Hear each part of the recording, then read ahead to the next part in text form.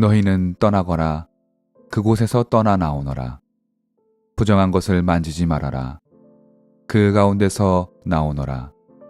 주님의 그릇을 운반하는 사람들아, 너희는 스스로 정결하게 하여라. 그러나 이제는 주님께서 너희 앞서 가시며 이스라엘의 하나님께서 너희 뒤를 지켜주시니 너희가 나올 때에 황급히 나오지 않아도 되며 도망치듯 달아나지 않아도 된다. 이사야 52장 11절과 12절 말씀. 오늘 우리의 본문인 이사야 52장은 51장에 이어서 예루살렘의 회복과 위로의 말씀이 이어집니다. 회복의 예언이 울려 퍼진 이스라엘의 삶의 자리는 우리가 여러 차례 살펴봤듯 포로기입니다. 정든 고향과 집을 잃고 멀리 이방 땅으로 강제 이주한 백성들의 슬픔과 고단함이 가득한 이 시기에 하나님은 예언자의 입을 통해 회복의 말씀을 전하고 있습니다. 하나님은 예언자를 통해 예루살렘을 다음과 같이 위로하십니다. 1절과 2절입니다. 너 시온아 깨어라 깨어라 힘을 내어라. 거룩한 성 예루살렘아 아름다운 옷을 입어라.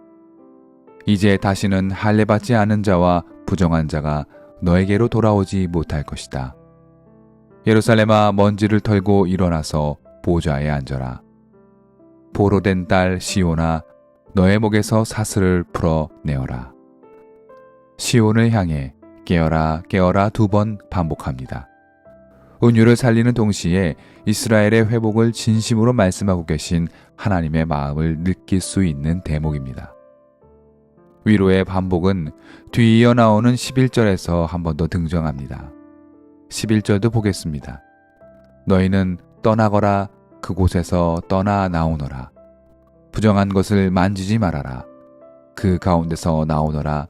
주님의 그릇을 운반하는 사람들아, 너희는 스스로 정결하게 하여라. 떠나가라 떠나가라. 하나님의 간곡한 당부하심의 심정이 느껴지시는지요? 하나님께서 지칠 대로 지쳐있는 이스라엘을 다시 세우시고 가야 할 길을 일러주시는 말씀이 우리에게 큰 은총의 빛이 아닐 수 없습니다. 이렇듯 오늘 우리가 성찰하는 이사야 52장은 하나님의 비유로서 말해 응원하시는 하나님입니다. 마치 최선을 다하여 달려왔으나 결승점을 앞에 두고 무릎을 꿇은 육산 선수 곁에서 목청 높여 응원하는 모습을 연상케 하는 하나님입니다. 깨어라 깨어라 힘을 내어라. 아름다운 옷을 입어라. 먼지를 털고 일어나 보좌에 앉아라. 모두 간절한 응원의 메시지입니다. 이 장면에서만큼은 하나님께서 저 멀리 하늘 위에서 근엄한 음성으로 말씀하고 계신 것 같지 않습니다.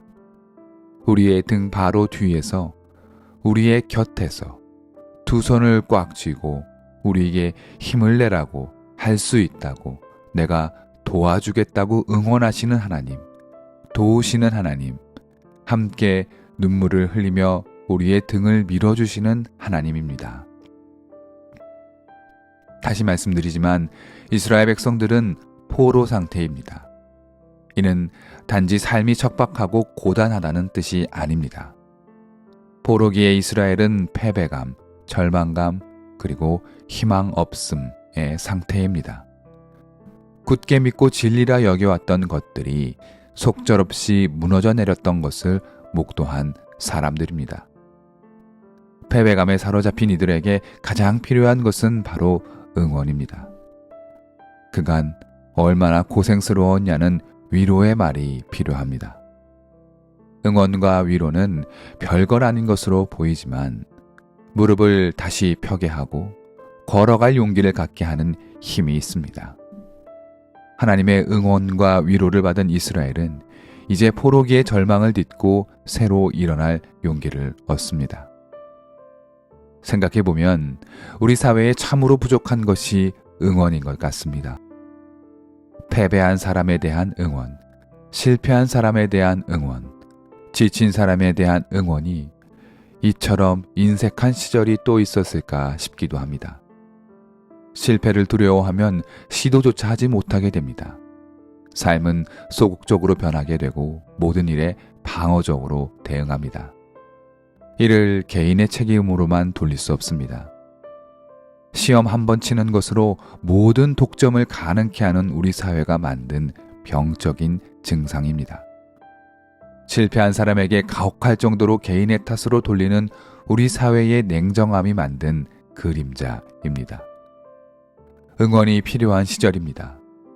우리 믿는 사람들이 먼저 우리의 이웃을 향해 지치고 힘든 이들을 향해 응원의 함성을 소리 높여야 할 것입니다. 응원하시는 하나님에 대해 한 가지 더 생각해 보겠습니다. 언뜻 이렇게 생각할 수 있습니다. 패배감에 사로잡힌 포로들에게 가장 큰 위로는 무엇일까? 그것은 어쩌면 하나님이 직접 이 땅에 임하셔서 대적들의 군대를 신적인 힘으로 물리치고 강력한 기적으로 이스라엘을 탈출시키는 것이 아니겠는가? 하늘에 불을 내려서 대적들의 성벽을 무너뜨리는 장면을 직접 보여주신다면 그보다 더 큰 위로와 응원이 어디에 있겠는가? 이러한 스펙터클은 눈앞에 펼쳐지는 것만으로도 우리의 자신감이 충만해져서 당당하게 앞으로 나아갈 수 있겠다라는 생각도 듭니다. 그러나 하나님의 응원은 이와 같지 않습니다. 하나님의 응원은 무언가 멋진 것을 보여주는 것이 아니라 우리를 일어나게 하는 힘을 주는 것입니다. 하나님은 우리가 스스로 땅을 박차고 일어서길 바라십니다. 우리를 능동의 존재로 만드시고 스스로 옳은 일을 하도록 다시금 힘을 주시는 것, 그것이 바로 하나님의 응원입니다. 그러니 쓰러져 있다면 깨어 일어나야 합니다. 더럽고 해진 옷을 벗어버리고 깨끗하고 의로운 옷으로 직접 갈아입어야 합니다. 먼지를 툭툭 털어내고 일어나는 일 또한 우리가 스스로 해야 합니다. 하나님께서 전하시는 이 응원의 메시지가 무엇이겠습니까? 회복과 힘과 용기를 주었으니 이제 스스로 일어나라는 말씀입니다. 네가 직접 해보라는 뜻입니다. 하나님이 주시는 회복의 은총을 완성하는 것은 결국 우리가 주님 주신 힘으로 다시 굳세게 일어나는 것입니다. 제 아무리 달고 오묘한 하나님의 말씀으로 마음의 위로를 받고 격려를 받았다 한들 다시 해보자며 스스로 일어서지 않으면 모든 것이 다 무용해집니다. 이스라엘은 이제 먼지를 털고 일어나야 합니다. 그렇게 일어나 다시는 죄를 짓지 말고 우상을 멀리하며 하나님 비춰주신 길로 뚜벅뚜벅 걸어가야 합니다. 이것이 바로 믿음이고 신앙입니다. 눈으로 바라보기만 하는 것으로 신앙은 완성되지 않습니다. 주님 주신 위로에 감사하며 쓰러진 몸을 일으켜 세워야 합니다. 아직 도저히 일어날 힘이 없다면 괜찮습니다. 조금 더 앉아 있어도 됩니다. 그러나 충분히 쉬었다면 그때에는 일어나야 합니다. 믿음은 우리의 굽은 무릎을 펼 때 비로소 성장하는 것입니다. 두려워할 것이 없습니다. 12절을 보시죠. 그러나 이제는 주님께서 너희 앞에 가시며 이스라엘 하나님께서 너의 뒤를 지켜주시니 너희가 나올 때에 황급히 나오지 않아도 되며 도망치듯 달아나지 않아도 된다. 여러분은 어떠십니까? 주님이 우리보다 앞서 가신다고 하지 않으십니까? 다시 일어나 걷는 우리가 행여나 다시 넘어질까 먼저 가시며 우리의 길을 준비해 주신다고 하지 않으십니까? 이것이 하나님의 마음입니다. 게다가 우리의 뒤를 또한 지켜주시니 황급히 도망치듯 나올 필요도 없다고 하십니다.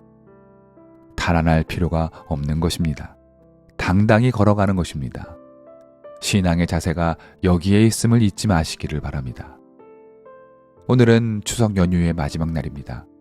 많은 분들이 가족과 친지를 만나 덕담을 나누고 위로와 격려를 나누었을 것입니다. 고향에 방문하지 않은 분들도 오랜만에 쉼의 시간을 가지며 지인들을 만나 즐거운 시간을 가졌으리라 생각합니다. 오랜만에 만난 가족과 친구들의 위로만으로도 이렇게 힘이 나는데 하물며 세상을 지으신 분의 위로와 응원받는 우리가 힘을 내지 못할 이유가 어디에 있겠습니까? 주님이 우리를 위로하십니다. 우리를 한껏 응원하고 계십니다. 넘어져 있다면 툴툴 털고 다시 일어나면 좋겠습니다. 혹 나의 사랑하는 가족이나 이웃이 넘어져 있다면 말없이 다가가 주님과 함께 그를 위로하고 응원하십시오. 일어나려 애쓰고 있다면 부축하여 주십시오. 그것이 그리스도인의 할 일입니다. 혹 너무 힘이 들어 아직은 일어날 때가 아닌 분이 계신지요? 괜찮습니다. 당장 일어나지 않아도 좋습니다. 그러나 주님이 곁에서 한시도 눈을 떼고 있지 않다는 것만은 잊지 마시기를 바랍니다. 그것을 아는 것만으로도 충분합니다.